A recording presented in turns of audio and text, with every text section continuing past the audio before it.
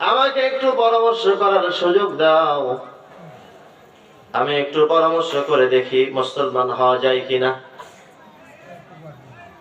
মুসা আলাইহিস সালাম বলেন, ফিরআউন দুনিয়ায় সবার সঙ্গে মশওয়ারা করবে, পরামর্শ করবে, কিন্তু খবরদার হামানের সঙ্গে পরামর্শ করবে না। কার সঙ্গে? হামানের সাথে তোমরা পরামর্শ করবে না।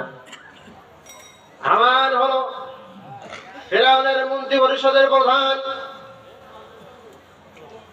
মুসা আলাইহিস সালাম নিষেধ করলেন, তুমি হামানের সঙ্গে পরামর্শ করবে না, আর যার সঙ্গে খুশি তুমি পরামর্শ করে দেখো, যদি মুসলমান হও, ঈমান গ্রহণ করো, আল্লাহ তাআলা তোমাকে এই 4টা পুরস্কারে পুরস্কৃত করবেন। ফিরআউন মুসা আলাইহিস সালামের দরবার থেকে সোজা বাসায় চলে গেছেন বিবি আসিয়ার কাছে। বিবি আসিয়া তো কি ছিল? ঈমানদার, আল্লাহওয়ালি মহিলা। ফিরআউন যখন বিবি আসিয়াকে বলে, ওগো স্ত্রী, মুসার সঙ্গে আজকে আমার চুক্তি হয়েছে, আজকে তার সঙ্গে আমার গোসখোর হয়েছে, যদি আমি মুসলমান হয়ে যাই, যদি ঈমান গ্রহণ করি, আল্লাহ তাআলা আমাকে পরকালে নাজাত দিবে, আর দুনিয়ার মধ্যে 4টা পুরস্কার আমাকে পুরস্কৃত করবে। 4টা পুরস্কার আসিয়ার সামনে পেশ করা হলো। বিবি আসিয়া ধার্মিক মহিলা, আল্লাহ ওয়ালা নেককারিনী মহিলা,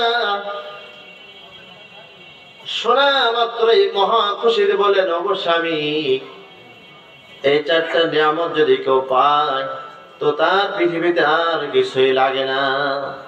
আপনি আর দেরি করবেন না, তাড়াতাড়ি মুসলমান হয়ে যান। ফিরআউন মুসলমান হওয়ার জন্য প্রায় প্রস্তুত হয়ে গেছেন, প্রায় রাজি হয়ে গেছেন। এই রাজি হওয়া খবর ছড়াতে ছড়াতে হামানের কান পর্যন্ত চলে গেছে।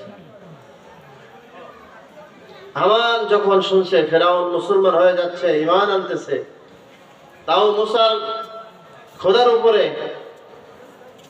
হামান দৌড়ায় চলে আসছে খোলা তরবারি নিয়ে।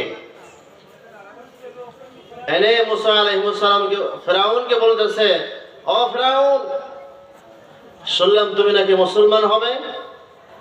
বলে হ্যাঁ। বলে মুসলমান হওয়ার আগে খোলা তরবারি তোমাকে হাতে দিয়ে দিলাম, তুমি আমার গর্দান শিরচ্ছেদ করে দাও, আমাকে মেরে ফেলো।